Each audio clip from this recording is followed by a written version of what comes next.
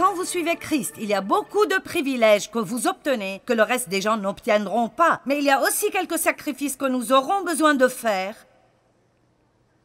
pour plaire totalement à Dieu et afin de le suivre pleinement. Jean 5, 41. J'aime vraiment ce passage. Je ne tire pas ma gloire des hommes. Je ne suis pas avide d'honneur humain. Je ne recherche pas de renommée mortelle. Là, c'est Jésus qui parle. Je veux que vous vous concentriez sur le mot avide. Je n'ai jamais vraiment vu ça jusqu'à quand j'ai médité dessus ce matin. Il n'y a rien de mal à vouloir que les gens vous aiment. C'est vraiment une émotion naturelle et normale. J'espère que vous m'aimez. Vous savez, nous voulons tous ça. Vous savez. J'espère que ce que je dis aujourd'hui vous plaît. J'espère que je ne dis rien qui vous offense. Nous voulons tous être bien-aimés, mais je n'en suis pas avide. Vous voyez, ça ne m'est pas indispensable. Il y a un temps où il me le fallait, et quand vous êtes comme ceci, vous regardez les gens, et si vous ne recevez pas leur approbation, vous commencez alors à changer ce que vous faites. Allez, vous changez votre coiffure, vous changez votre style d'habit. Combien de prédicateurs pensez-vous qu'il y a qui ne prêchent pas vraiment ce qu'ils croient que Dieu met dans leur bouche, parce qu'ils ont peur que s'ils le font, ils pourraient perdre une partie de leur congrégation. Beaucoup trop. Et ça offense Dieu quand nous nous prosternons devant la peur de l'autre au lieu de suivre Dieu. Amen. Je ne veux offenser personne, mais Jésus offensait des gens tout le temps. Ça semblait être sa spécialité, en fait. En titre de fait, c'est presque comme s'il le faisait exprès. Vous savez, je pense qu'il est venu exprès au milieu des pharisiens et a guéri un homme le jour du sabbat, juste pour les provoquer. Amen. Alors, vous savez, j'essaie toujours de comprendre exactement ce que Dieu essayait de faire avec moi, mais je pense que je suis juste assez unique et assez hardi pour que... Eh bien, vous savez, me voici, faites avec ou faites tout ce que vous voulez. Mais vous savez, c'est ainsi. Vous savez, je ne pense pas qu'il y ait quelque chose qui m'émerveille plus que les personnes que Dieu utilise. Ça me fait juste vouloir rire et parfois pleurer.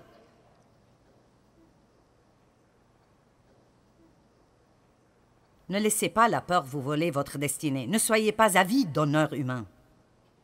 J'aime la parole quand elle dit que Jésus s'est humilié lui-même, Philippiens 2, 7 à 9. N'aimez-vous pas cela? C'est comme si, juste là, au départ, il s'est occupé de cela. Je veux que vous pensiez avec moi ce soir. Est-ce que vous vivez pour plaire à Dieu chaque jour? C'est ce que ça veut dire d'être chrétien, que nous vivons pour lui. Que nous vivons pour lui. Ça ne veut pas dire que nous avons une croix autour du cou et adhérons à une dénomination. Ça veut dire que nous suivons Jésus. Jésus a dit, si quelqu'un veut marcher à ma suite, qu'il se charge de sa croix et qu'il me suive. Et peut-être que cette croix est de ne pas être aussi populaire dans le monde que vous ne l'étiez. Mais vous savez, si vous perdez 10 amis, Dieu vous en donnera 10 000 à un autre moment de votre vie.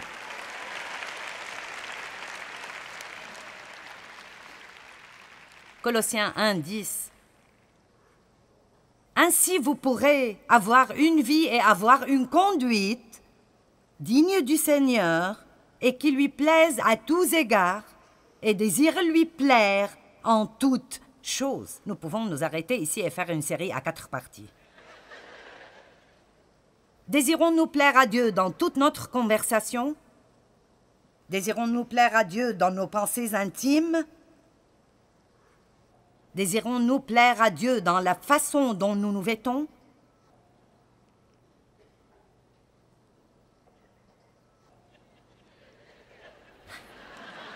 Vous regardez autour de vous comme...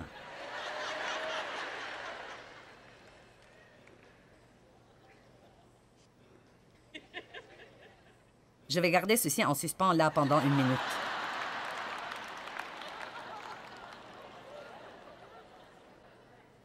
Eh bien, tout le monde le fait. Regardez-moi, vous n'êtes pas tout le monde.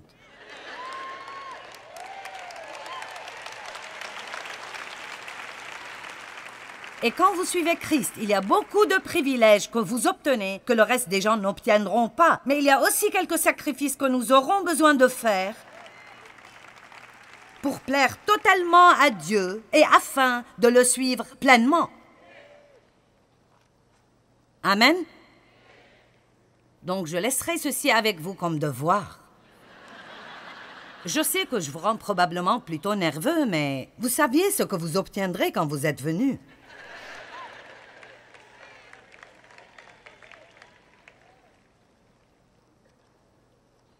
Pour marcher, vivre et vous conduire d'une manière digne du Seigneur et lui être entièrement agréable et désirant lui plaire en toutes choses. 1 Thessaloniciens chapitre 2, verset 4. Mais selon que Dieu nous a jugés dignes de nous confier la bonne nouvelle, l'Évangile, ainsi nous parlons, non comme pour plaire à des hommes, mais pour plaire à Dieu. Je dois vous dire qu'autant que je peux, quand je monte sur cette plateforme, je crois que je dis tout ce que Dieu met dans ma bouche. Et probablement c'est pour cela que c'est un peu comme... Vous voyez, c'est vraiment triste quand nous y réfléchissons vraiment, que nous pouvons être ici et dire « Je sais que je fais des choses qui ne plaisent pas à Dieu. »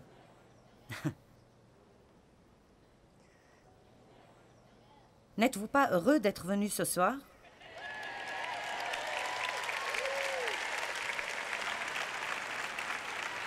Parce que vous voyez, écoutez bien, la raison pour laquelle je peux dire ceci est parce que plus on plaît à Dieu, plus on est heureux. C'est comme, oui, vous pouvez abandonner quelque chose du côté charnel, mais vous aurez quelque chose du côté spirituel de votre vie. Et je crois cela. Je pense que comme on grandit spirituellement, il y a toujours un peu plus de notre chair qui doit aller sur la croix. Et c'est un processus. Nous prenons toujours des décisions. Notre chemin devient plus étroit et plus étroit et plus étroit. Et quoi que soit la raison pour laquelle Dieu vous a envoyé ici ce soir, il essaye de le rendre un peu plus étroit. Mais ce n'est pas pour prendre quelque chose de quelqu'un. C'est pour vous donner ce que vous demandez. Où est ma joie? Je ne veux plus de paix. Je sais, déjà vu, déjà fait. Je suis passé par là 1 million de fois. La peur du rejet, la peur d'être rejeté par des personnes est une chose terrible. Et pour être honnête avec vous, le rejet est très blessant. Je peux vous dire qu'il m'a été demandé d'abandonner mon église. J'ai perdu tous mes amis et même des membres de ma famille qui n'étaient pas d'accord avec notre décision de laisser la dénomination à laquelle nous appartenions. Ils n'étaient juste pas d'accord. Vous savez, j'aurais aimé rester, mais ils m'ont fait partir. Alors, ce n'était pas... Vous savez, ce n'était pas comme partir, c'était plutôt...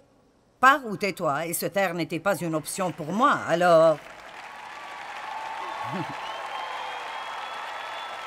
Et je n'ai probablement pas utilisé le plus de sagesse dans le monde. Vous savez, parfois, quand le feu de Dieu vous frappe, vous n'agissez pas comme le plus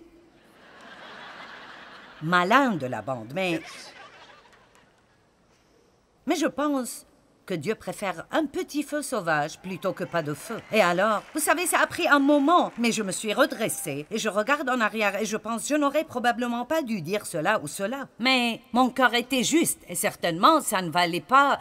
que tout le monde me rejette comme ça. Mais je peux me tenir debout ici et vous dire, eh bien, j'ai perdu mon ami. Mais ça faisait mal. Je veux dire, c'était extrêmement douloureux. Le rejet fait mal. Et je regarde en arrière maintenant. je dois honnêtement dire que je ne sais vraiment pas comment je l'ai fait, parce qu'alors je m'occupais beaucoup de ce que les gens pensaient de moi. Ça devait être uniquement par la grâce de Dieu que j'ai été capable de faire cela. Mais je me souviens que je me suis mise à genoux sur le sol de ma cuisine et je venais d'écouter un enseignement à propos de la justice et je n'avais jamais rien entendu de pareil. Je suis juste. Tout ce que j'entendais était que j'étais un pécheur horrible, misérable et pourri. Je suis juste devant Dieu. Je ne suis pas en faute devant Dieu. Alors j'ai écouté un enseignement sur la justice et honnêtement, ma tête ne l'a même pas vraiment compris. C'était 2 Corinthiens 5, 21. Celui qui n'a point connu le péché, il l'a fait devenir péché afin que nous devenions en lui justice de Dieu. Ce n'est pas comme si j'étais juste à cause de mes propres actions. Nous faisons de mauvaises choses tout le temps. Mais nous avons obtenu la justice de Dieu. Et la Bible dit que nous devons la porter comme une robe. Alors, si vous allez la porter, vous devez la déclarer et vous devez savoir qui vous êtes en Christ. Et c'est en Christ. Ce n'est pas en nous, mais c'est en Christ. Mais j'avais écouté cet enseignement et waouh, quelque chose arrivait en moi. Ma tête ne le comprenait même pas, mais quelque chose arrivait en moi. Maintenant, j'avais toutes ces menaces de perte. Et j'avais une décision à prendre. J'avais une décision à prendre. Et je ne sais pas si quelqu'un regarde à la télé ou quelqu'un ici, mais vous savez que Dieu essaie de faire quelque chose dans votre vie. Vous savez que Dieu a un appel pour votre vie. Peut-être que vous savez que Dieu vous demande d'agir et de faire quelque chose que vous savez que personne ne comprendra. Vous n'êtes même pas à 100% sûr que vous entendez du Seigneur, mais il semble qu'il ne vous laissera pas seul. Et nous parlerons beaucoup plus à propos de la peur de commettre des erreurs. Laissez-moi vous dire, si vous n'êtes jamais prêts à prendre des risques, vous ne serez jamais mature spirituellement.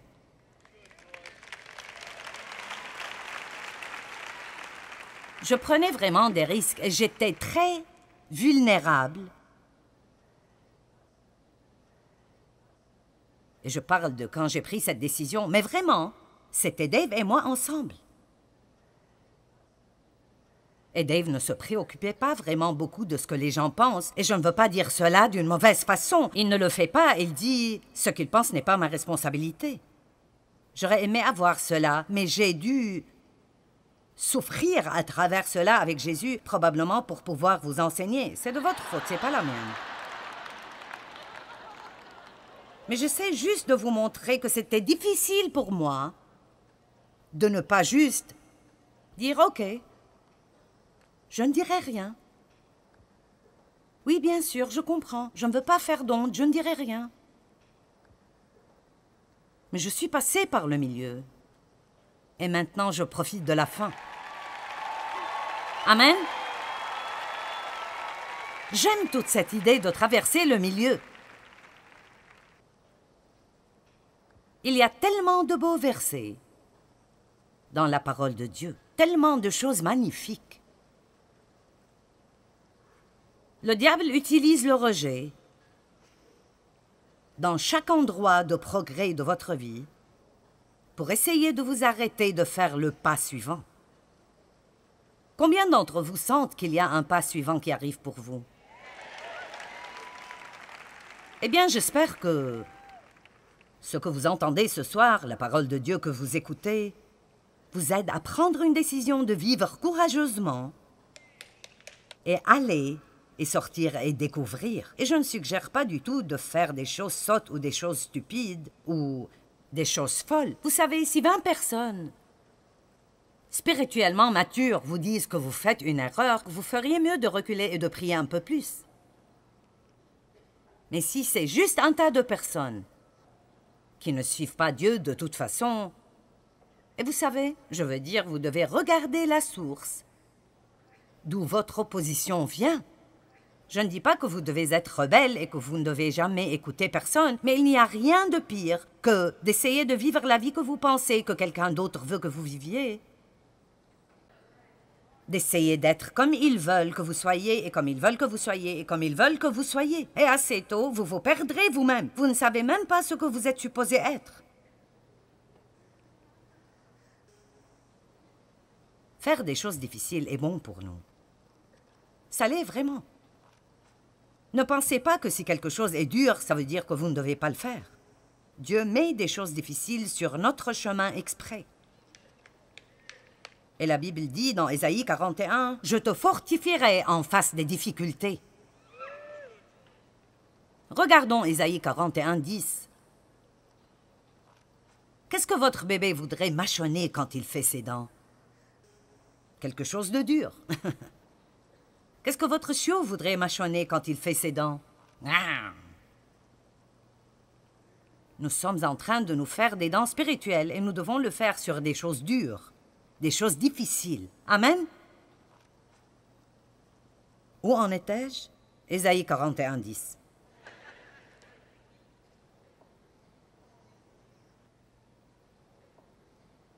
C'est un verset vraiment extraordinaire. Ne crains rien, il n'y a rien à craindre, car je suis avec toi. C'est la seule raison que Dieu donne pour ne pas vivre dans la peur. Je suis avec toi. Ne promène pas des regards inquiets, car je suis ton Dieu. Je te fortifierai en face des difficultés. Je te fortifierai en face des difficultés.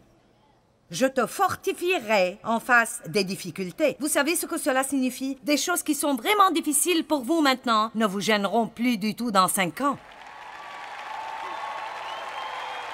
Je veux dire, elles ne vous gêneront pas du tout.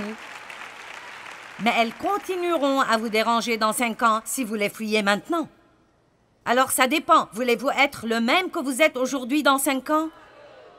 Ou voulez-vous passer à travers cela avec Dieu? Vivre un peu d'une façon risquée. C'est bon pour nous de prendre des risques parce que c'est la seule façon pour nous de découvrir ce que Dieu ferait pour nous et ce qu'il ne ferait pas. J'ai commencé à agir. J'ai quitté mon travail quand j'ai senti que Dieu me disait de commencer ce ministère. Et au fait, j'avais 42 ans quand j'ai commencé ce ministère et j'avais 3 adolescents et un bébé. Alors, s'il vous plaît, ne me dites pas que vous ne pouvez rien faire pour Dieu parce que vous êtes trop vieux ou vous avez trop d'enfants ou... Vous savez, laissez-moi vous dire quelque chose. La passion pour Dieu vous conduira à faire des choses folles. Amen? Mais j'ai découvert que Dieu serait mon support. J'ai découvert que Dieu m'ouvrirait les portes. J'ai découvert que Dieu remplacera ces amis que j'ai perdus parce que j'ai pris des risques. J'ai découvert que oui, c'est possible que je me sois trompée et que peut-être Dieu n'agirait pas du tout. Mais il n'y a pas d'endroit pire pour vivre que de vivre dans cette région grise, dans la zone sauve. N'ayez pas peur, il n'y a rien à craindre. Maintenant, pour finir, ce soir, je vous lirai 4 versets. Je ne vous lirai pas ces versets, en fait, nous les regarderons ensemble. Et je crois en Dieu, comme nous regardons ceci, quelque chose arrivera dans votre cœur qui vous aidera à prendre une décision, que Dieu est plus grand que n'importe quelle personne que vous connaissez. Et si Dieu est pour vous, et il l'est, j'ai dit qu'il l'est. Oui, je vous parle. Oui, même toi, un pécheur, Dieu est avec toi. Pour être honnête avec vous, même les personnes qui ne sont pas engagées avec Dieu, Dieu est avec vous. Il vous appelle ce soir, il vous courtise ce soir. Dieu est avec vous. Et si Dieu est pour moi, qui peut être contre moi? Si Dieu est pour moi, qui craindrais-je? Maintenant, regardons ceci. Romains 8, 31 et 32. Maintenant, la parole de Dieu a la force de vous libérer si vous la recevez avec un esprit d'humilité.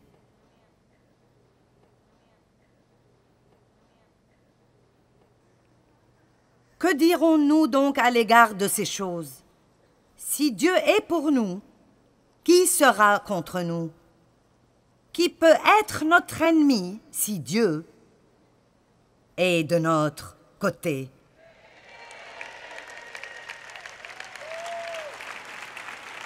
Psaume 118, 6. L'Éternel est pour moi, je ne crains rien. Que peuvent me faire des hommes? Je veux dire, pensez-y vraiment. Je veux dire, j'ai écrit, d'accord, que peuvent faire les hommes? Ils peuvent parler de moi. Ils peuvent penser de mauvaises choses de moi. Je veux dire, les gens pensent de mauvaises choses de vous tout le temps, de toute façon. Alors, vous savez. Ils peuvent me rejeter. Ils peuvent dire qu'ils ne veulent pas être mes amis. Ils peuvent ne pas m'inviter à une fête. Peut-être que c'est mon patron qui ne m'aime pas. Il peut ne pas me donner de promotion ou d'augmentation.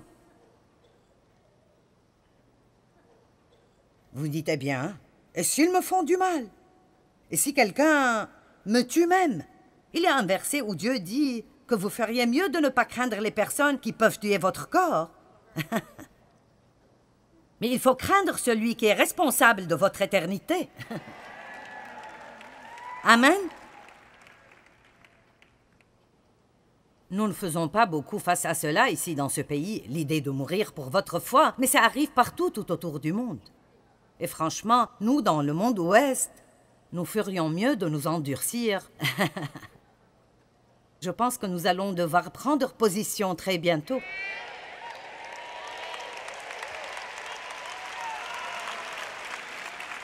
Et nous perdrons peut-être quelques avantages.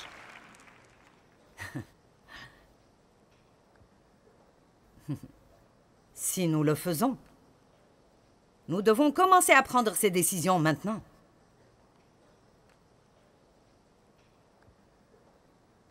Psaume 27, 1. L'Éternel est ma lumière et mon salut. De qui aurais-je donc crainte? Le Seigneur est mon refuge et le soutien de ma vie. De qui aurais-je donc peur? Si je ne vous ai pas encore poussé à bout, voici le dernier. Hébreux 13, 6. Nous sommes réconfortés et nous sommes encouragés, et c'est donc avec assurance que nous pouvons dire « Le Seigneur est mon aide, je ne serai pas alarmé, je n'aurai pas de crainte, ni de peur, ni de terreur. Que peut me faire un homme? » Amen. Donnez au Seigneur un cri de louange ce soir. Alléluia! Merci Seigneur parce que tu nous remplis de courage. Amen. Très bien. Je prie pour vous tous au nom de Jésus, pour que quoi que vous ayez à confronter, vous trouviez le courage et la force en Dieu de le faire au bon moment et de la bonne façon, que vous commenciez à vivre votre vie ordonnée par Dieu, et non seulement une version imitée et fausse, pour que les gens restent contents. Au nom de Jésus. Amen. Vivez-vous pour plaire à Dieu chaque jour? Le suivez-vous à lui ou d'autres personnes? Vous savez, je crois fermement que plus nous vivons pour plaire à Dieu, plus nous serons heureux. Mais pour vivre d'une façon qui plaît à Dieu, vous devez être une personne plutôt courageuse, parce que Dieu vous dira peut-être de faire des choses qui sont gênantes pour vous. Il vous donnera peut-être de nouvelles opportunités, et pour prendre ces opportunités, vous devrez peut-être prendre des risques parfois. Et vous savez, spécialement quand on parle de ne pas laisser les gens guider et contrôler nos vies, parfois il faut que nous soyons prêts à les confronter ou à refuser les choses qu'ils veulent que nous fassions.